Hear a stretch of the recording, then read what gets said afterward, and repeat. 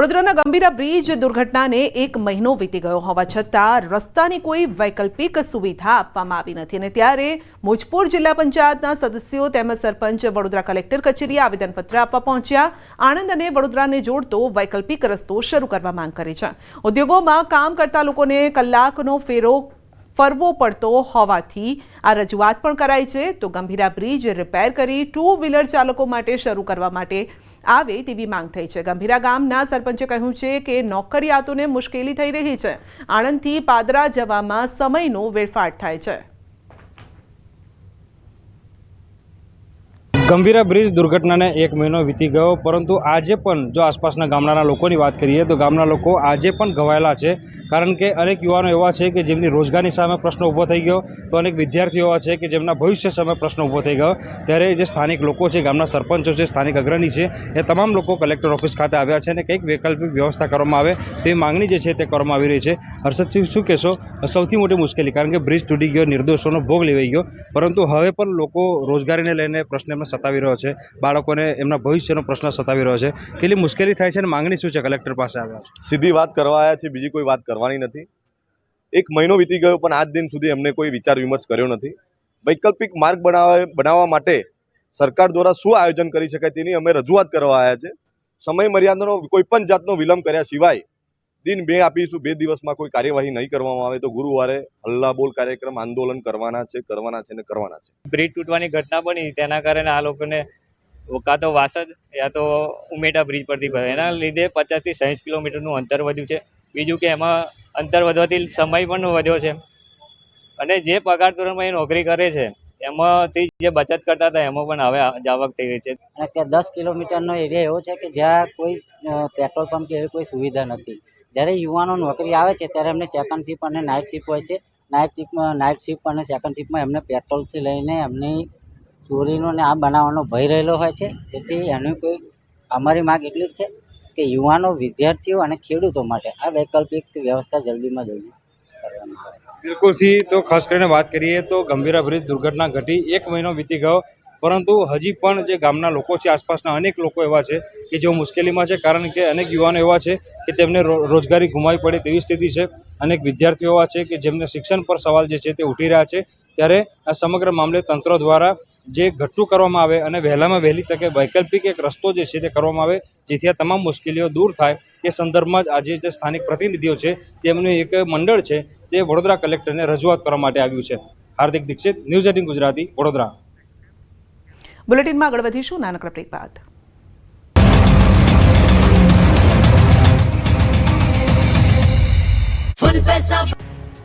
જામનગરના જોડિયા પંથકમાં આવેલા હડિયાણા ગામે આવનારા વર્ષનો વર્તારો કરવામાં આવ્યો। રક્ષાબંધન નિમિત્તે પરંપરાગત રીતે છેલ્લા ઘણા વર્ષથી ગામના વડીલો યુવાનોને દોડાવી પાણી ભરી ચોમાસાના 4 મહિના કેવા રહેશે તેનો વર્તારો આપે છે।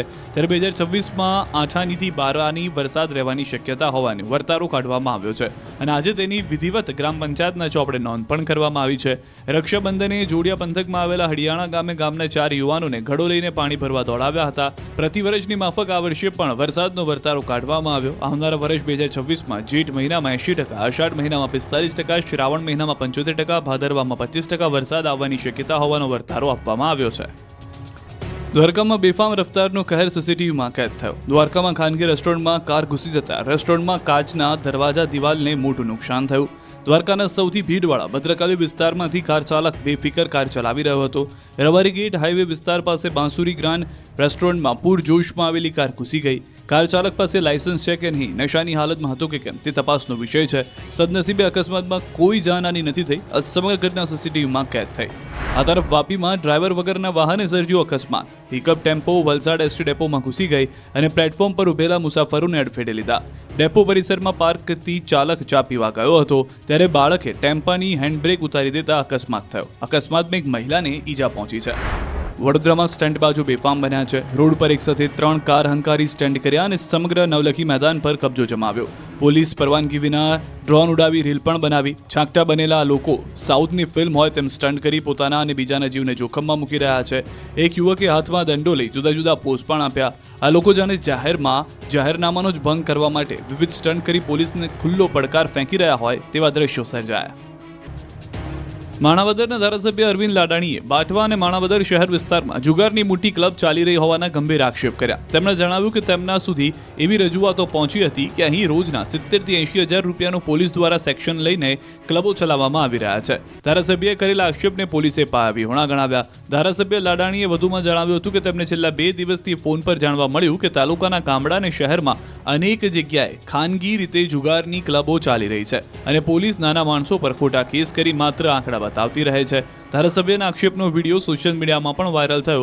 આ વાતમાં કેટલું તથ્ય છે? પોલીસ પર લાગેલા ગંભીર આરોપો સામે પોલીસ કેવી કાર્યવાહી કરે છે તે મોટો સવાલ છે. વરસાદ બાદ ગિરનાર તળેટી 16 કળાએ ખીલી ઉઠી છે. નદીઓમાં નવા નીર તો નાના મોટા ઝરણાઓ વહેતા થયા. આ કુદરતી નજારો જોવા માટે મોટી સંખ્યામાં માનવ મહેરામણ ભવનાથની તળેટીમાં આવે છે. ત્યાં નદીઓને વહેતા ઝરણાઓમાં સ્નાન કરી આનંદ ઉઠાવે છે. પરંતુ અહીં સવાલ પ્રાકૃતિક સૌંદર્યનો નથી, અહીં સવાલ જિંદગીનો છે. વરસાદ અને શ્રાવણ માસ હોવાથી મોટી સંખ્યામાં લોકો જટાશંકર મહાદેવ ખાતે ઉમટી પડ્યા હતા. વન વિભાગે નદીમાં નહાવાની સખત મનાઈ કરી હોવા છતાં લોકો ઉમટ્યા હતા.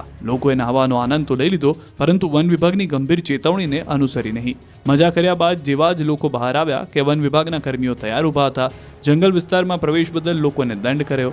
કોઈ ઘટના ન બને તે માટે સતત વન વિભાગનું પેટ્રોલિંગ ચાલી રહ્યું છે, પરંતુ લોકો ચેતવણીને નજરઅંદાજ કરી જંગલ વિસ્તારમાં નહાવા જાય છે.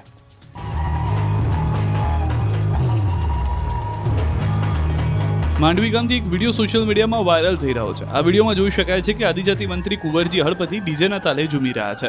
મહત્વનું છે કે માંડવીમાં આદિવાસી દિવસની રાજ્યકક્ષાની ઉજવણી કરવામાં આવી હતી, જેના સમાપન રેલીમાં મંત્રીજી એક કારની ઉપર ચડીને ડાન્સ કરતા નજરે પડ્યા. મહત્વનું છે કે માંડવીના ધોબણી નાકા ખાતે ભગવાન બિરસા મુંડાની પ્રતિમાને ફુલહાર કરી રેલીનું સમાપન કરાયું.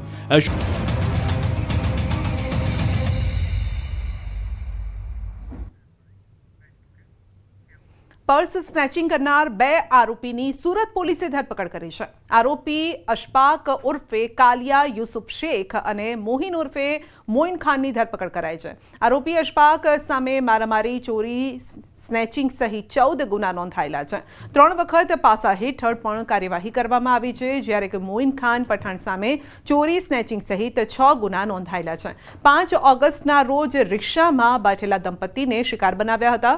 મોટરસાઇકલમાં આવેલા 2 શખ્સોએ પર્સની ચોરી કરી હતી અને પર્સમાં રોકડ મોબાઈલ, 2 પાસપોર્ટ તેમજ 250 દિરહામ હતા. આરોપીઓ વગર નંબર પ્લેટની મોટરસાઇકલ લઈને આવ્યા હતા. રાત્રિ દરમિયાન રોડ પર પાર્ક કરેલી મોટરસાઇકલની ચોરી પણ કરતા હતા અને પાછળની નંબર પ્લેટ પર બ્લેક પટ્ટી મારી દેતા હતા. ટુ વ્હીલર ઉપર આવી 2 ઈસમો આવીને તેમની રિક્ષાની અંદર જે પર્સ પડેલું હતું એને ખેંચીને એ લોકો સ્નેચ કરીને ભાગી ગયેલા હતા.